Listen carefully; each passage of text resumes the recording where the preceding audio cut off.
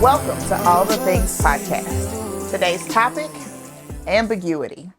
What does it mean to be ambiguous?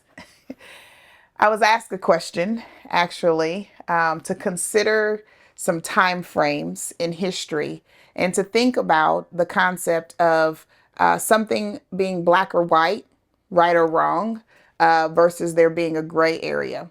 And the question that was posed to me is, has the gray area began to expand and bleed into the black and white? So let's deal with it. Let's talk about all the things. I think I know where this question was coming from. And we're just gonna have some candid conversation today, if you might.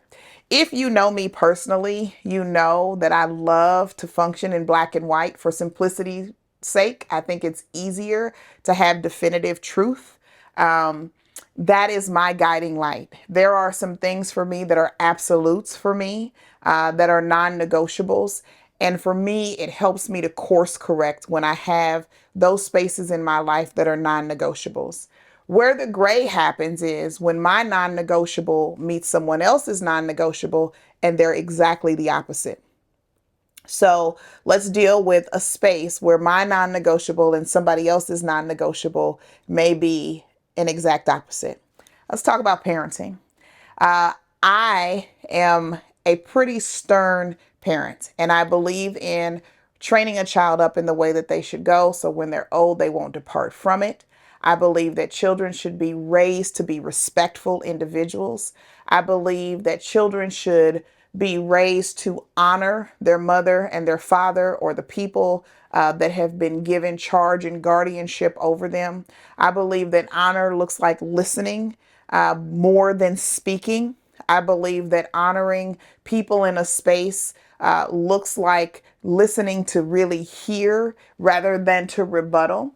And so I struggle with some of the new age parenting concepts where children are given a lot of space and a lot of grace to rebuttal to, and you're going to hear me use some language that probably you may not be comfortable with because you might be a parent that chooses to parent this way, but I think it's soft parenting. I'm just going to be real with y'all. I think when kids are able to over engage in conversations with adults, it doesn't set up boundaries that they need to be successful later in life. So again, back to the conversation, black and white versus gray. For me, the gray happens when I'm over here and let's say I'm in the black space that says kids should be respectful to adults. They should mind their manners, and they should not talk back. They should reserve their opinions for an appropriate place and space to communicate. And that shouldn't be when an adult is giving them instruction. I've got the white lane over here that says if we continue to quiet a child's voice, that's going to cause social emotional distress. Kids should be able to express themselves and share how they're thinking and they're feeling. And we want to cultivate this concept of them being in touch with their feelings. And then we meet and there's this gray blob, in my opinion, of where is truth? What does truth look like?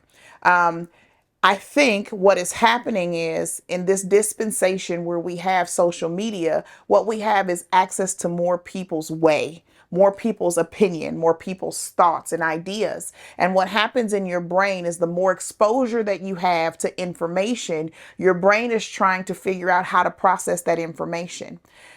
If you don't know this, and you may not agree or you may not follow this, but I am of the belief that we are three-part being. All right, that we are spirit, that we have a soul, and that we live in a body.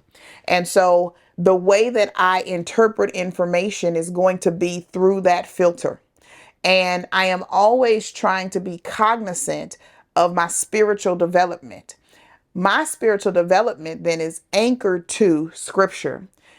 My scriptural understanding is anchored to just that, my understanding, my interpretation, my study, based off of my experiences. And so you get into this gray area when somebody else's experiences are completely different than mine, completely contrary to mine. Then we get in this gray space.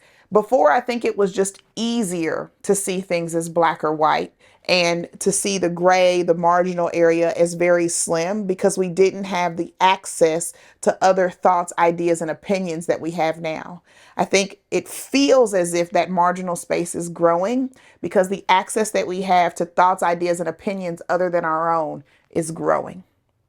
I will say, I don't know that there is a space that I'm trying to land in having this conversation more than I just want you to be reflective. I'd love for you to share with me, give me feedback, comment. What do you think?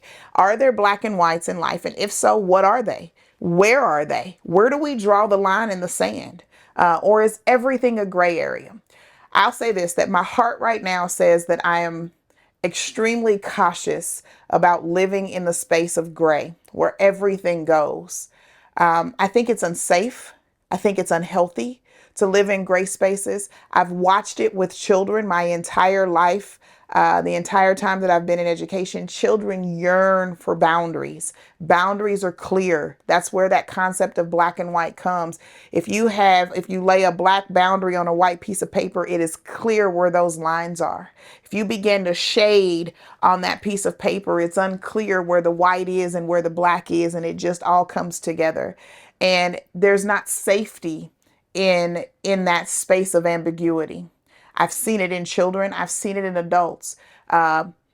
This is going to be a hard one for me, but some of you know that I used to work in the jail system, in the prison system, and I've even seen it there. I have seen individuals that have been incarcerated re-enter into society, and it's too gray.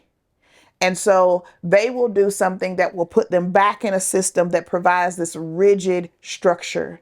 There is something to me that is innate in the human soul that yearns for structure. When you have an undeveloped or underdeveloped spirit, then your soul is searching for answers. And you cannot rely on your flesh. Your eyes lie to you all the time. You're looking at me right now, but you're not seeing what's behind my chair. You're only seeing what you're seeing, right? So your eyes can misguide you all the time. That's what the flesh does, right? And if you haven't fed the spiritual component of who you are and you don't have a true north, then you're going to live in ambiguous spaces. There's so much opportunity for things to not be clear in those gray spaces, lack of clarity. For me, again, it goes back to safety, which is one of the foremost needs of all humans, of all individuals, of all people, is the need for safety. And I personally just believe that if the gray space grows too large, then we don't know where anything begins or where anything ends. And I'm not comfortable being in that space. But today I want to be challenged. I want to hear from you. I want you to comment. When this makes it to YouTube, I want you to like, share, subscribe, because I want to hear from you. I want to hear from your people. Help me. What is the benefit of the gray area expansion? What is the benefit of being ambiguous? Thank you for watching. Have a great day.